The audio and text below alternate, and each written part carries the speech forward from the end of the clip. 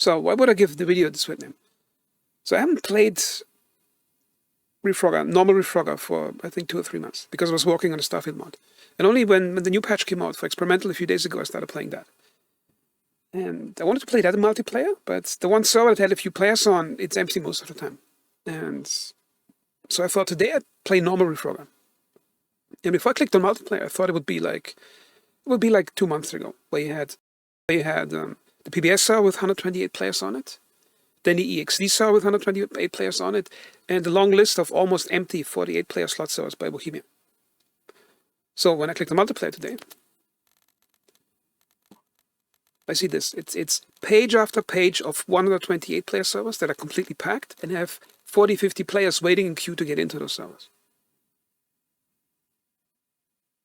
And I feel that's a historic moment for the Arma franchise.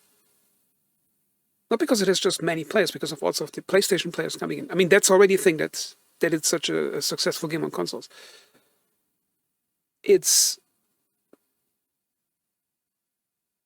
you look at Arma's history, Arma 3, some of you may remember Arma 3 or Arma 2 even playing multiplayer, or even older games, where you had several options. You could play stock Arma, but that wasn't really fun. Or you could play on a special group, then you would have to get to TeamSpeak, you have to get a large list of mods, configure them, meet at the right time to play. Or you could play Altis Live, or Wasteland, or the thing that became PUBG eventually. And most of the Arma 3 servers were Altis Live, which indicated the core game wasn't fun on its own, so everybody was playing Altis Live. But here's the historic thing about it. In refrogger, those are all stock base game conflict servers. And that's something that the Arma franchise never had in its existence for almost 25 years. It never really had a successful base game mode. It always relied on people playing with the editor, making their missions, playing with their friends, or having like these group events together. And this is, I think, the first time you have the base game mode being accepted as it is. And what's great about it is I think it validates all the choices that developers made that normal gamers would have probably predicted wouldn't be fun. Like, for example, refrogger completely broke away from the Battlefield squad formula, where you have tickets, you have fixed loadouts, fixed squads. You have to be in a specific squad to even allow to get a specific kit. But refrogger completely broke those rules. I think I made a video about it a few months ago. You can just go to an ammo box and get 40, 50 rifle grenades. I think you can carry even up to 80 if it's in the backpack. Like, if you can physically carry it, you can take it as much as you want. You can carry an extra M21 with a scope on your back if you want. And still the game works, and it works better than all those Milsim games that try to force players into specific things. And this game doesn't basically force anything on a player. You can play it any way you want, and still get this deeper and more realistic gameplay experience that you don't get in Squad or in comparable games. And I think it's also a great idea that the developers avoided the main thing that I really like about conflict mode is that it doesn't have a set time limit. Basically, you can get on the server, you can play in the evening, come back the next day in the same round might still be running, because nobody, especially if you play the larger conflict round.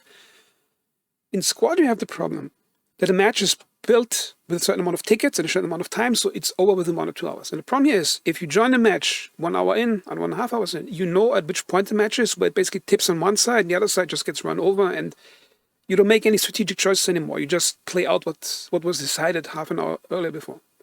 And in refrogger, you don't have that. You can, let's say a match goes 20 or let's say 12 hours. You can get into any point in the game and still have an exciting adventure where it feels like what you do can matter. And then you have the strategic depth of the game, which I think also mentioned in the video, is that the game allows you actually to, by luck or by good decision making or by just using a gear well, to create a situation where you have a huge advantage for a team, and that advantage echoes in time and space into the game. So, for example, let's say you have the you take a BTR into a town, and you manage to cut off the enemy from getting supply trucks in, so they're busy losing a lot of guys trying to spawn in to fight you, and you keep the BTR alive until they run out of anti-tank kits or they can't afford it at some point.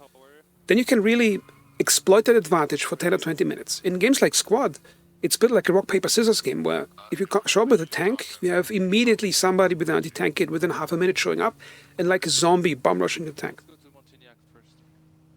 But in refrogger, you actually can have an advantage that can echo far into the game. I think that gives the game strategic depth, and I think that's a type of satisfaction when playing you don't get in these fast-paced build sim games.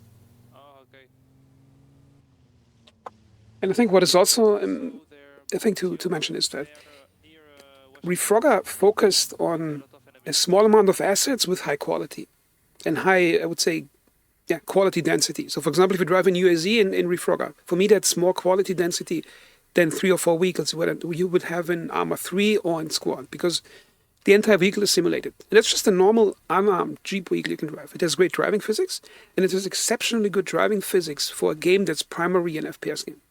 I think that's a validation of the idea that if you give every gameplay system, every asset in the game, an exceptionally high level of physicality and quality in animations, in the driving physics and all of that, and in the visuals, because the models look pretty nice too.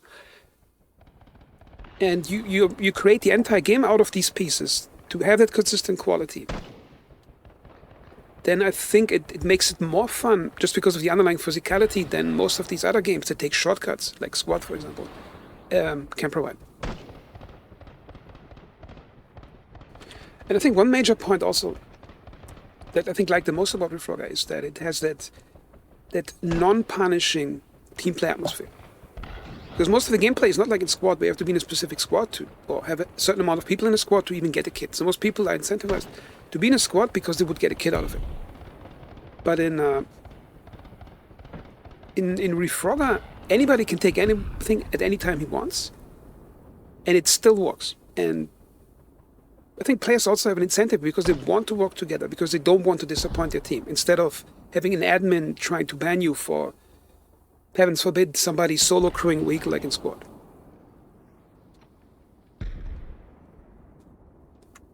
And as the final point of the video, I think what makes Refrogger special compared to Squad type games and Battlefield games, because I think Squad are basically they are descendants of Battlefield game modes, and they never managed to get out of it. In Refrogger, you have that quiet build-up to combat. So you can spawn back in a base, then you drive to combat, you meet another player from your team, you hop in the car, you talk, and then you have that.